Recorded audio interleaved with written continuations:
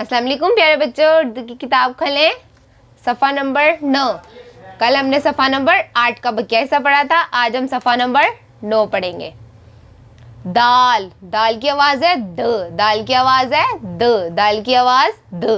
The अ दा, the अ दा, the ओ दो, द ओ दो।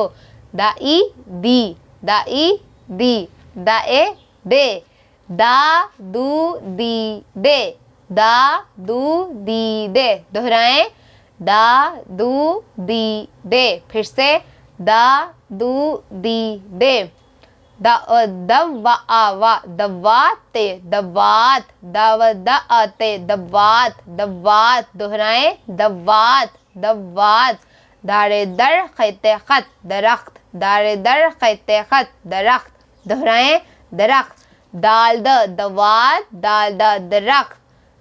दाल मियामा दमाग, दमाग दमाग। दम दम आमागा दमाग, दमाग दमाग। दालो दो सीनते दोस्त, दालो दो सीनते दोस्त, दमाग दोस्त। दोहराएं, दमाग दोस्त।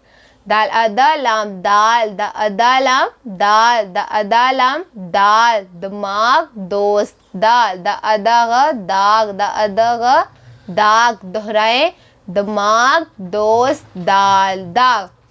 द अदा दाली दी दादी, द अदा दाली दी दादी। पापा पापा नुनी पानी, दादी पानी पी, दादी पानी पी, दादी पानी पी। दोहराएं, दादी पानी पी।